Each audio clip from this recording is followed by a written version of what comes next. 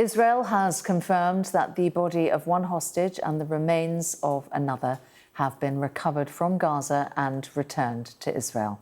The Israeli Prime Minister Benjamin Netanyahu confirmed the identity of the recovered body as that of Ilan Weiss.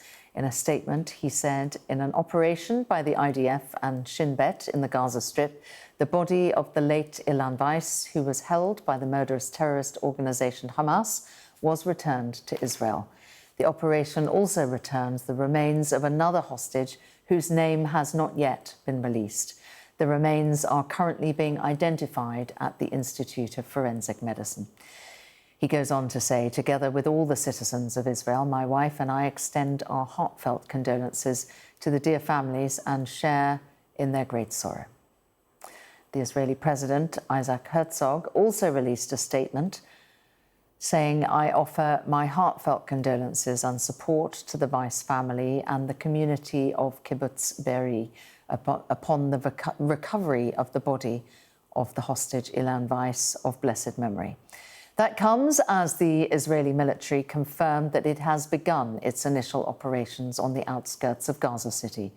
An IDF spokesperson has said, we have begun preliminary operations and the initial stages of the attack on Gaza City, and we are currently operating with great force on the outskirts of the city. We will intensify our strikes and will not hesitate until we bring back all the hostages and dismantle Hamas militarily and politically. Well, this footage, which was captured today from inside Gaza City, shows strikes already taking place throughout the area as Israel ramps up its military operations in the city. Our Middle East correspondent Adam Parsons joins me from Jerusalem now. Good afternoon to you, Adam.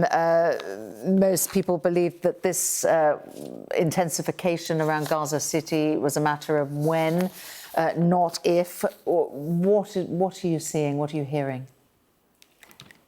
Well, I think these are still preliminary operations. This is not the start of the big offensive, but it's certainly a sign that the noose is being tightened around Gaza City, an area that, I remind you, about a week ago was declared to be suffering from famine and is now surrounded to an extent, particularly in the northeast and southeast, by Israeli hardware. Israel is calling up tens of thousands of reservists.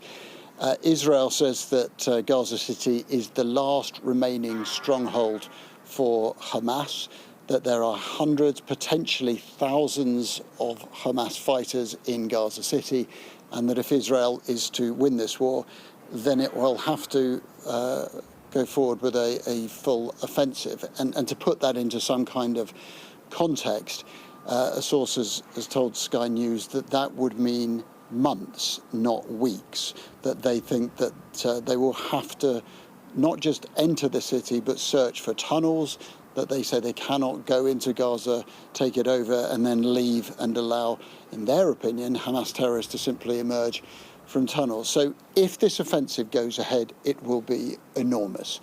Now, at the moment, Israel is doing two things. It is attacking the outskirts. It is showing enormous military might. It is also telling Gaza City's 1 million, potentially 1.2 million residents to leave, to seek sanctuary, to head further south into areas that they say they are preparing with water, electricity, and the other requirements for basic life, tents and shelter, and so on. Now, this is a message that's been put out through social media, through leaflets, through announcements. But of course, these are people who are, in some cases, not just hungry, but starving, emaciated, exhausted. Some of them have been displaced multiple times. There are some who we have already seen leaving Gaza City. There are others who the Israelis know will not leave, are not able to leave, maybe not physically, sort of mentally able to leave Gaza City. So a question will be, what do they do to take care of those people as they launch this enormous offensive against Gaza City? If there is not a ceasefire, and there is no sign that Benjamin Netanyahu is going to sign the ceasefire that's been proposed, been on his desk for more than a week now, then this offensive will go ahead. And one extra thought, by the way, you mentioned Ilan Weiss's body being recovered. The IDF says that takes the number of hostages down to 49. As you've been reporting, another body has been taken down, has been recovered in that joint operation by the IDF and Shin Bet. But at the moment, my understanding is that those are parts of a body that are being examined at the moment. In the minds of the Israeli military, it is not enough to say that they have recovered another body today. So it is the body of Ilan Weiss killed on October 7th and the remains of an as yet unidentified individual. OK, Adam, thank you very much. A developing situation there in Gaza. Thank you.